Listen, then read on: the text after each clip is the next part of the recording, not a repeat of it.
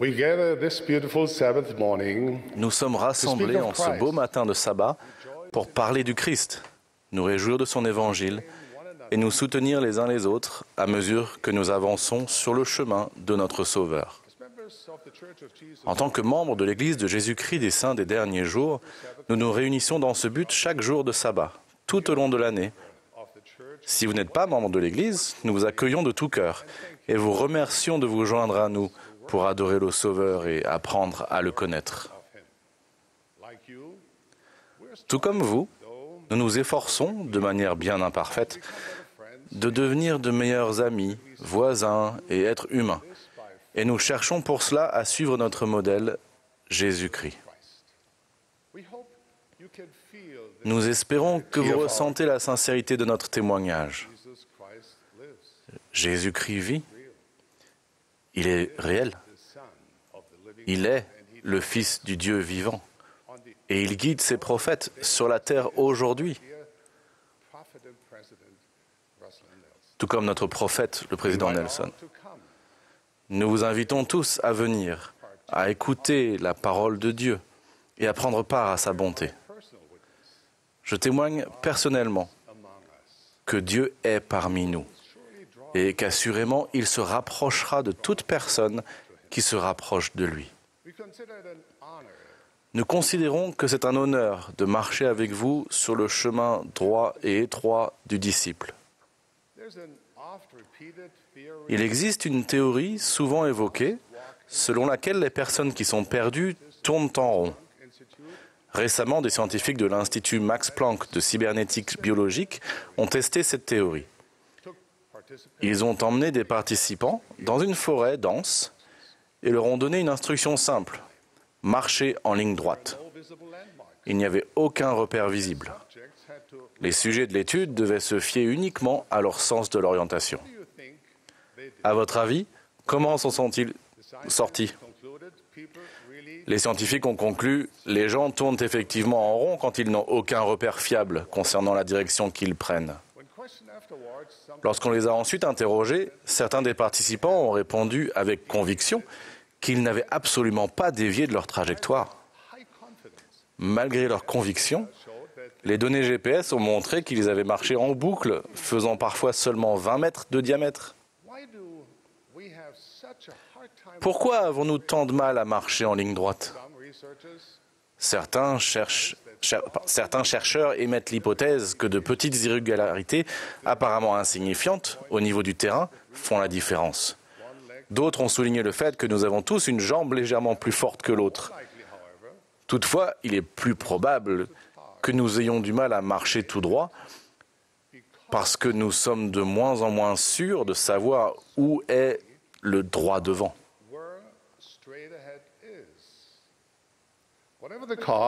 Quelle qu'en soit la cause, c'est dans la nature humaine. Sans repère fiable, nous dévions de notre trajectoire. N'est-il pas intéressant que des facteurs minimes et apparemment insignifiants puissent faire une différence majeure dans notre vie ? Je sais cela grâce à mon expérience personnelle de pilote. À chaque fois que je commençais mon approche d'un aéroport, je savais que l'essentiel de mon travail consisterait à ne cesser de modifier légèrement ma trajectoire afin de conduire l'avion en toute sécurité jusqu'à la piste d'atterrissage voulue. Vous avez peut-être fait la même expérience en conduisant un véhicule. Le vent, les irrégularités de la route, l'alignement imparfait des roues, le manque d'attention, sans parler du comportement des autres conducteurs, peuvent tous nous éloigner du chemin voulu. Négligez de faire attention à ces éléments et votre journée risque de mal se terminer.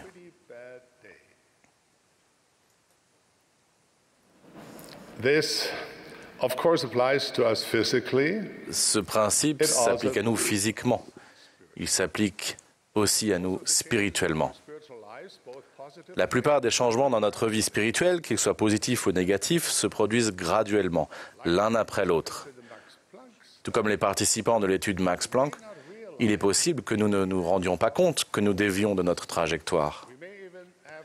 Nous sommes peut-être même convaincus de marcher en ligne droite.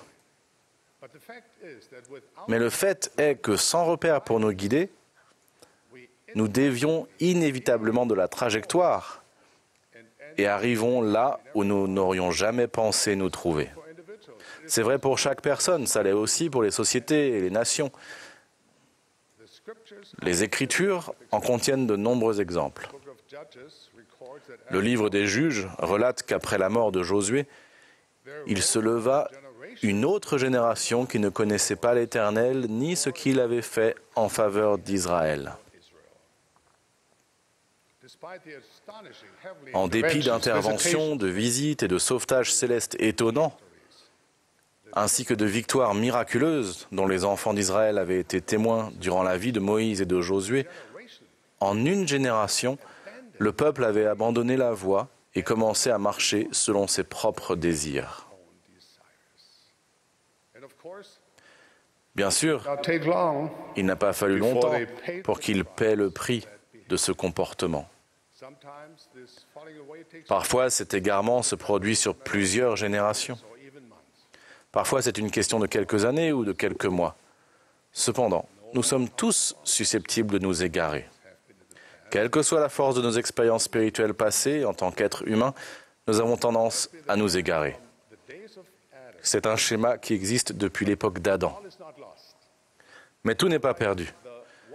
À la différence des sujets de l'étude qui se sont égarés, nous possédons des repères fiables et visibles que nous utilisons pour surveiller notre trajectoire.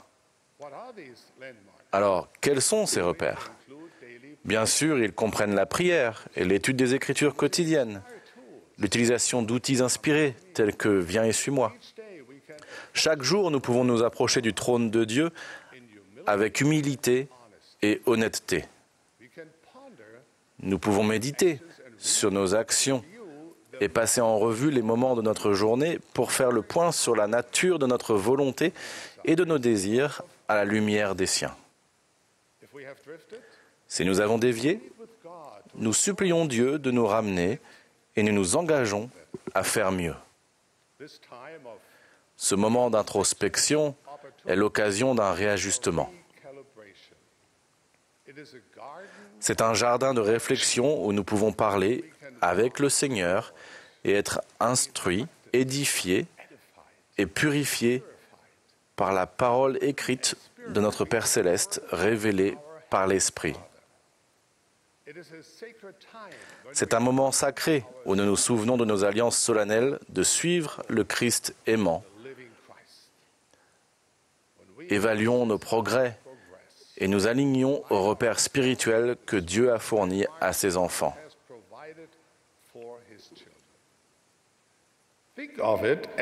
Voyez cela comme votre rétablissement quotidien personnel. Durant notre voyage de pèlerin sur le chemin de la gloire, nous savons à quel point il est facile de s'égarer.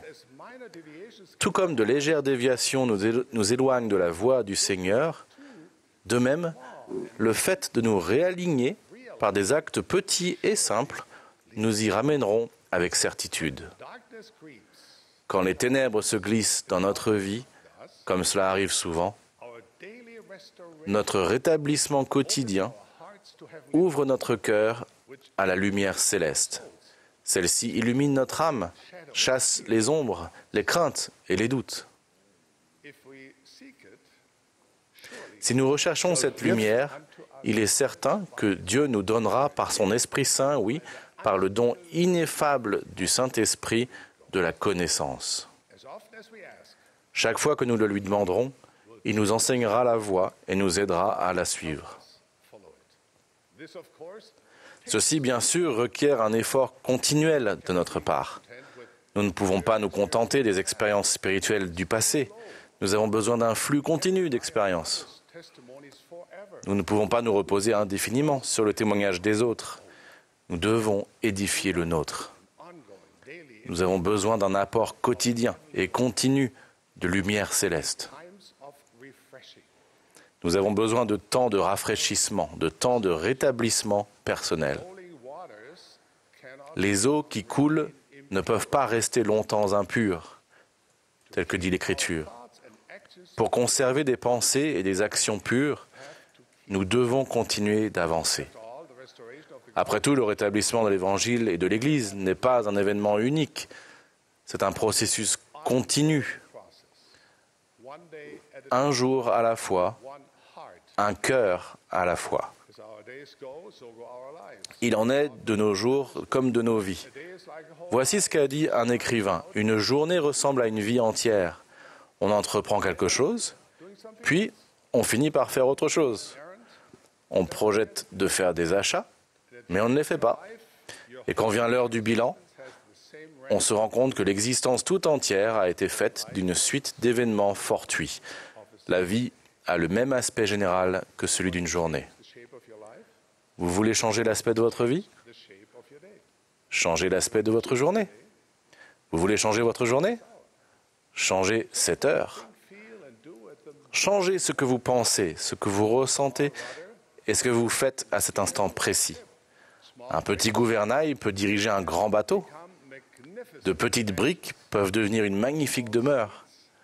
De petites graines peuvent devenir des séquoias imposants. Les minutes et les heures utilisées à bon escient sont les fondements d'une vie bien vécue. Elles peuvent inspirer la bonté, nous sortir du bourbier des imperfections et nous ramener sur le chemin rédempteur du pardon et de la sanctification. Avec vous, mon cœur s'élève pour exprimer ma reconnaissance pour le don merveilleux qui nous est fait de pouvoir saisir une nouvelle occasion, commencer une nouvelle vie, former un nouvel espoir. Nous élevons nos voix en louange pour notre Dieu généreux et indulgent. Car cela ne fait aucun doute, il est le Dieu des nouveaux départs. Le but sublime de toute son œuvre est de nous aider, nous, ses enfants, à réussir dans notre quête de l'immortalité et de la vie éternelle.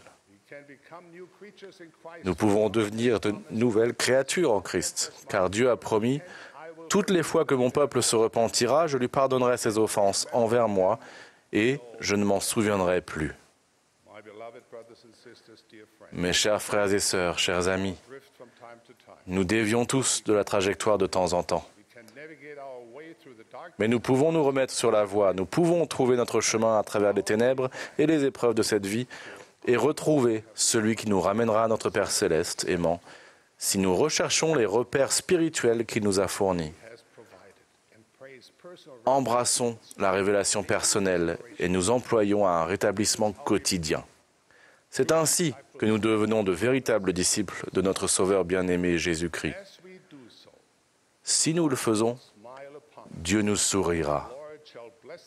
Il nous bénira dans le pays que l'Éternel, notre Dieu, nous donne. Nous serons pour l'Éternel un peuple saint. Ma prière est que nous recherchions un rétablissement quotidien et que nous efforcions continuellement de marcher sur le chemin de Jésus-Christ. Au nom de Jésus-Christ. Amen.